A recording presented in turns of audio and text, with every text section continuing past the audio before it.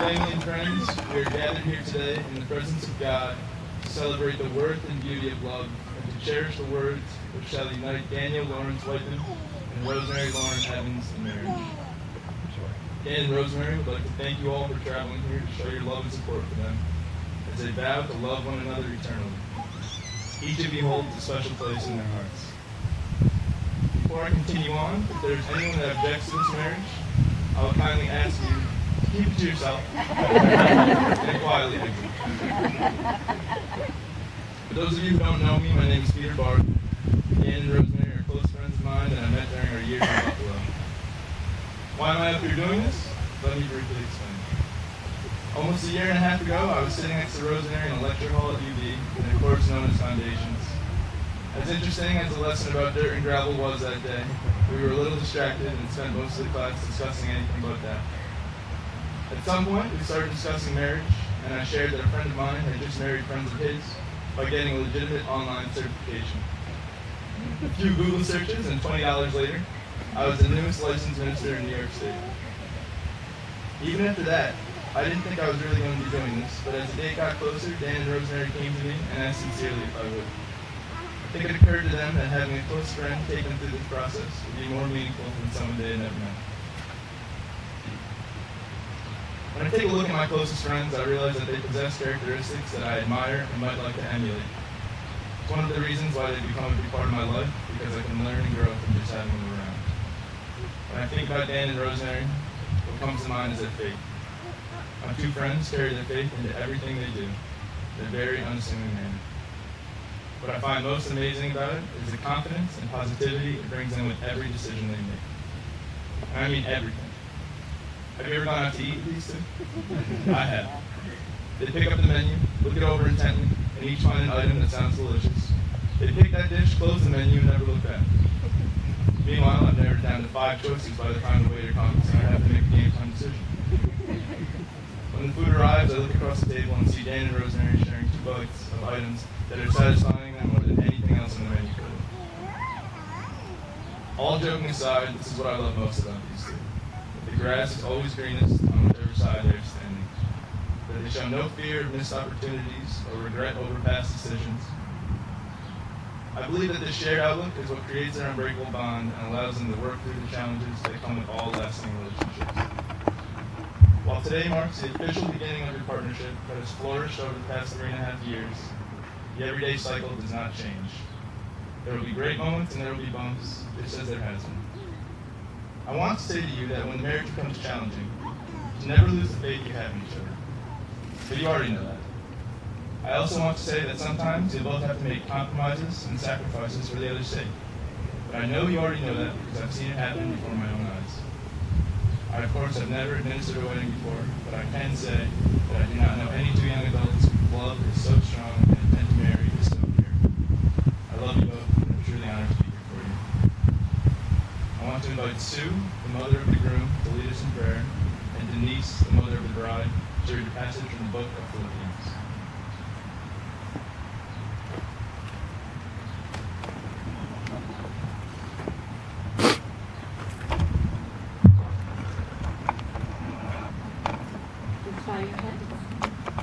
Holy Father, creator of heaven and earth, lover of our souls, thank you that when you created man for yourself, you knew it was not good for man to be alone. You created woman to be his helpmate, and you blessed their union. Thank you that you weave your divine will with our free choice and orchestrate our circumstances for our good in your glory. Thank you that you have brought Dan and Rosemary together, that they have been mutually attracted to each other, and that now they commit to their sacred intimacy and loyalty of lifelong love, which is the symbol of your passion for your people.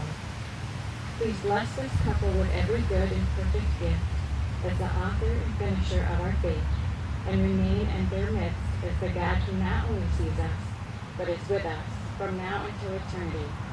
This we ask in Jesus' precious and matchless name. Amen.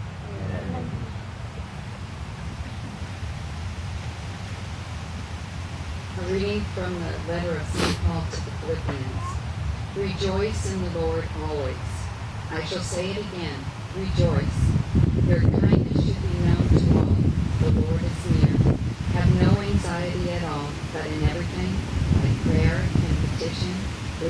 thanksgiving, make your requests known to God. Then the peace of God that surpasses all understanding will guard your hearts and minds in Christ Jesus. Finally, brothers, whatever is true, whatever is honorable, whatever is just, whatever is pure, whatever is lovely, whatever is gracious, if there is any excellence and if there is anything worthy of praise, think about these things. Keep on doing what you have learned and received and heard and seen in me. Then the God of peace will be with you. For the Lord. Amen.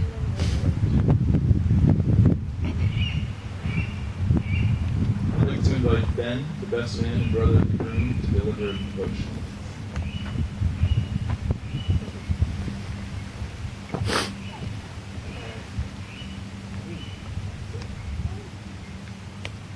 Right up front, I gotta admit that I feel inadequate to this role.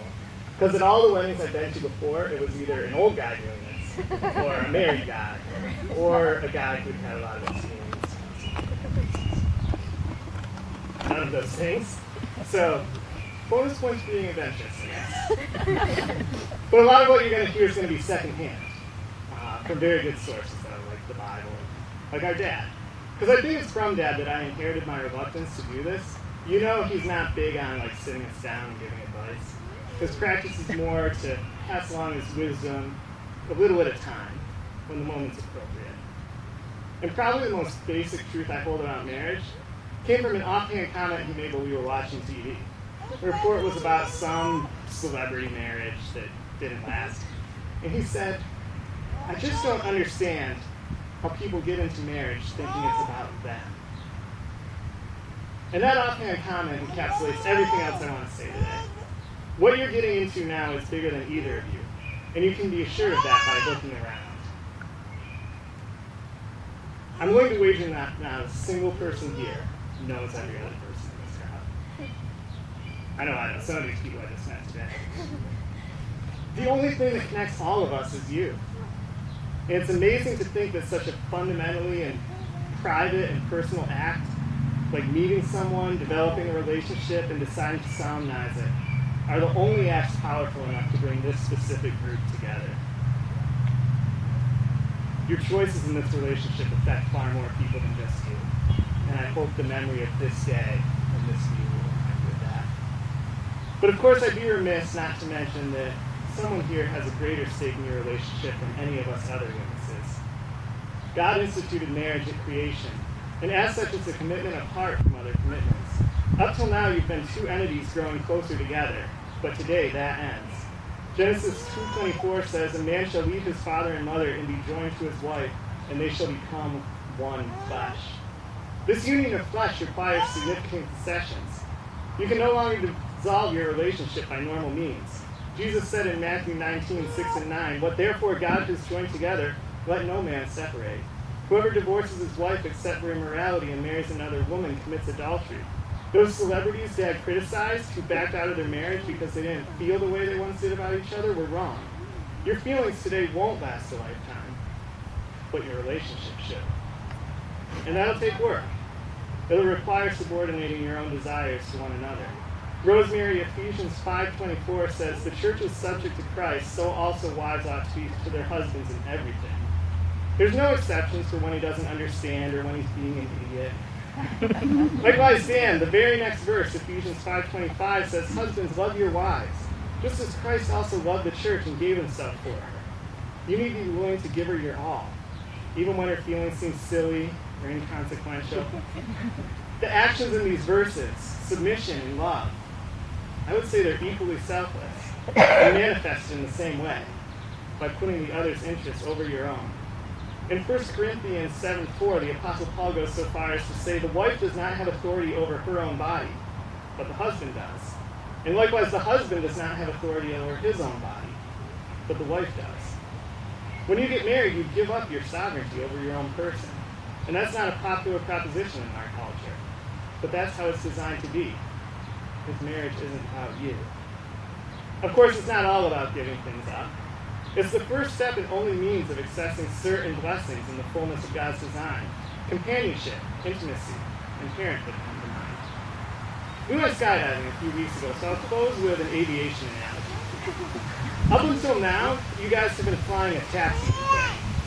Getting out would have been harder as you went along, but you still could have done it with minimal damage. Today, you're taking off.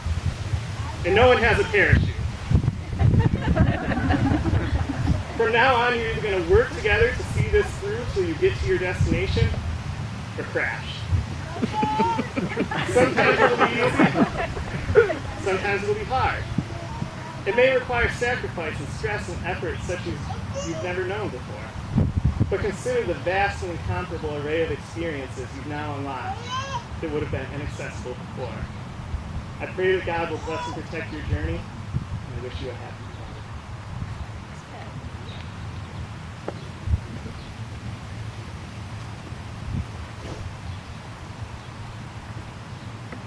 Marriage is more than the bond of two persons, it is the joining of two hearts.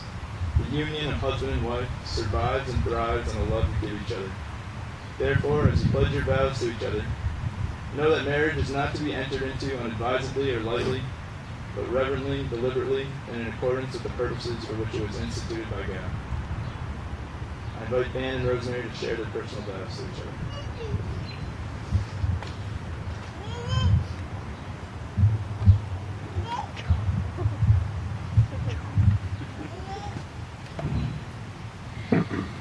Darling, from the beginning, your presence in my life has always brought me the greatest joy. And for that, I promise to always giggle at the silly things in life, just to see that smile and the twinkle in your eyes. You know me better than anyone else in the world, and through my faults, you still find reasons to love me. I vow to be worthy of your love. I vow to listen to you until you are heard, despite my stubborn and short-tempered nature. I vow to help us grow together in this partnership and as individuals. I vow to wake up in the morning and decide to love you, not because it's easy, but because it's hard and you are worth every effort. I'm still amazed that I'm the one who gets to marry you today, and I vow to never take that for granted as we navigate through the adventures of life hand in hand. I see these vows as blessings. I get to laugh and cry with you, care and share with you, live with you, and love you for the rest of my life.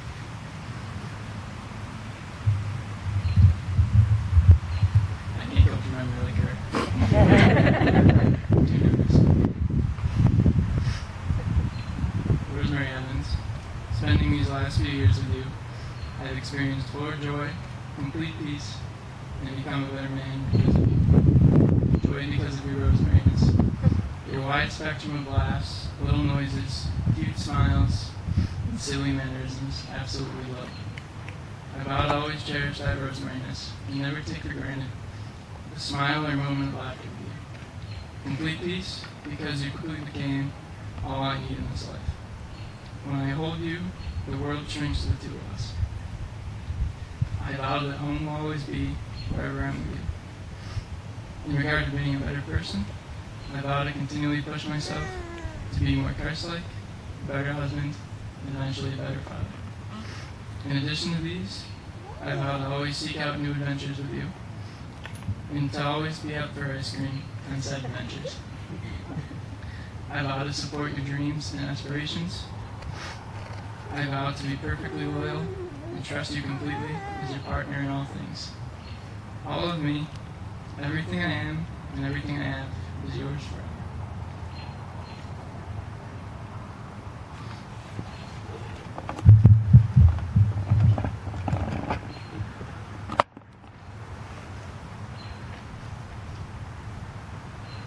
Dan, do you take Rosemary to be your lawfully wedded wife? I do. Do you promise to always remember that spark when you first met and how those feelings turned into love? I do. Will you continue in growing your dynamic relationship by listening to her and listening from her to provide a foundation of support? I do. In doing so, will you cherish your differences, be supportive of her strengths, and tender towards her weaknesses? I do. Lastly, do you promise to choose to love her and have faith in her love for you through all the years of your life? Rosemary, do you take Dan to be your lawfully wedded husband? I do. Do you promise to always remember that spark when you first met and how those feelings turned into love? I do. Will you continue and grow in your dynamic relationship by listening to him and learning from him to provide a foundation of support? I do. In doing so, will you cherish your differences by being supportive of his strengths and tender towards his weaknesses? I do.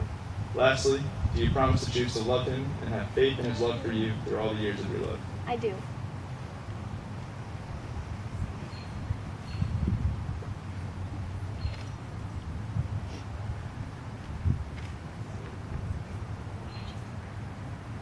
Dan, will you take this ring and place it on Rosemary's finger and repeat after me? With this ring, I give you my heart. With this ring, I give you my heart. I promise from this day forward, you shall not walk alone. I promise from this day forward, you shall not walk alone. As I pledge to you my love, my loyalty, and my love. As I pledge to you my love, my loyalty, and my love. Rosemary, will you please take this ring and place it on Dan's finger and repeat after me? With this ring, I give you my heart. With this ring, I give you my heart. I promise from this day forward, you shall not walk alone. I promise from this day forward, you shall not walk alone. As I pledge to you my love, my loyalty, and my life. As I pledge to you my love, my loyalty, and my life.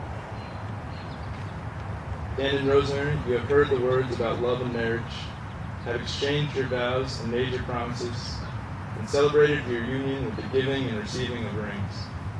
May the blessings of your life, the joy of love, the peace of truth, and the wisdom of God be your constant companions now and always. By the authority vested in me by the state of New York, I now pronounce you husband and wife. Dan, you may kiss the bride.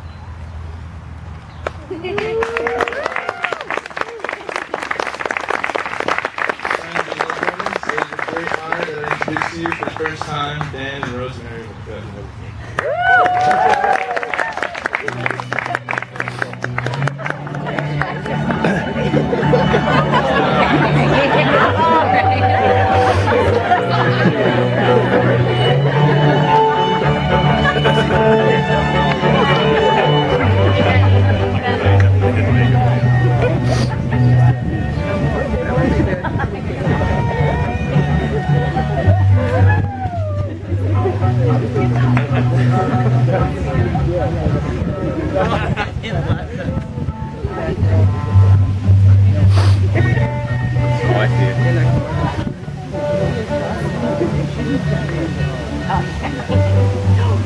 Oh, I'm trying to help her.